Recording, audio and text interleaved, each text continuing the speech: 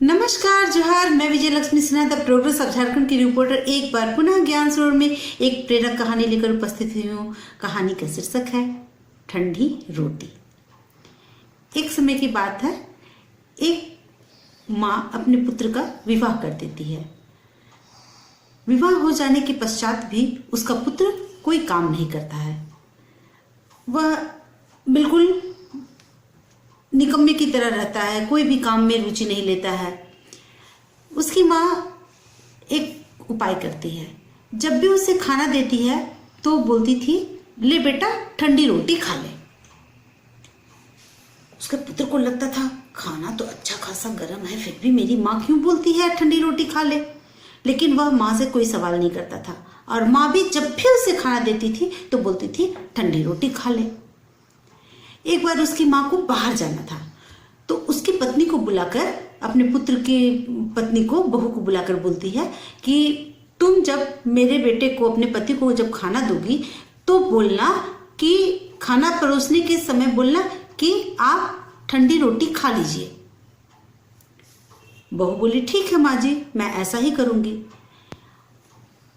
जब खाने का समय हुआ तो बहू अपने पति के लिए खाना ले गई और बोली, लीजिए ठंडी रोटी खा लीजिए। अब तो बहुत ही नाराज हुआ उसका पति और बोला, माँ तो बोलती ही थी ठंडी रोटी खा लो, ठंडी रोटी खा लो, अब तुम भी बोलने लगी, लो मैं नहीं खाता। और वह गुस्से से बिना खाए चुपचाप सो गया।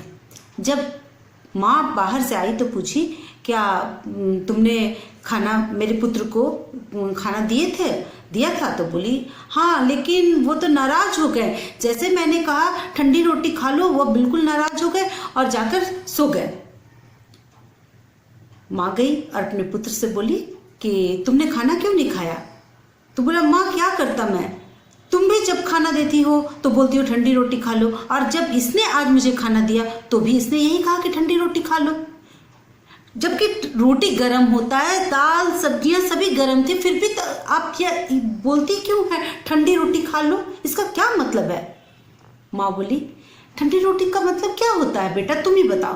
तो बोला, ठंडी रोटी का मतलब तो होता है माँ, सुबह की रोटी शाम को खाओ या तो रात की रोटी सुबह खाओ, जो बासी हो जाती है उसे ठंडी रोटी कहते हैं। तो बोली, हाँ, तो तुम बहुत अच्छे से जानते हो ठंडी रोटी का मतलब। तो उसी तरह तुम्हारे पिताजी जो कमाए और उसे अब हम लोग सिर्फ खाएंगे तो क्या हो गया, वो ठंडी रोटी हो गया ना।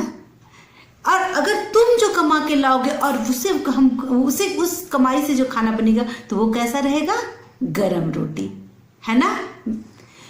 पुत्र को समझ में आ गई ठंडी रोटी का रहस्य। वो बोला, माँ अब मैं हमेशा गरम रोटी खाऊंगा, मैं कमा कर लाऊंगा। तो माँ बोली, हाँ पुत्र, जब अब तुम्हारी शादी हो गई है तुम्हें जिम्मेदारी लेनी चाहिए। शादी का मतलब ये है कि तुम अपनी पत्नी का और अपने परिवार का भरण पोषण के अब लायक खुद अपने पैर पर हो जाओ। इस कहानी से हमें यह शिक्षा मिलती है कि कोई भी कैसा भी धन है उसको अगर हम बैठ के खाएंगे तो वह बिल्कुल ठंडी रोटी हो जाता है। रामचंद्र जी भी जब सुग्रीव को, सीता माता का जब अपहरण हो गया था तो सुग्रीव का पहले मदद किए थे अपने, तब उससे मदद लिए थे। उन्होंने किसी भी रामायण में आपने नहीं पढ़ा होगा कि रामचंद्र जी जब तुरंत भरत को संदेश भेजे थे कि आओ और मेरी पत्नी को छुड़ाओ।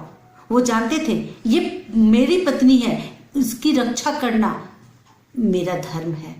तो शादी विवाह तभी करना चाहिए जब आप अपनी पत्नी का अच्छे से भरण पोषण करने के लायक हो जाएं, उसकी सुरक्षा के लायक हो जाएं, तभी शादी विवाह करना चाहिए। धन्यवाद, फिर मिलते हैं अगली कहानी में।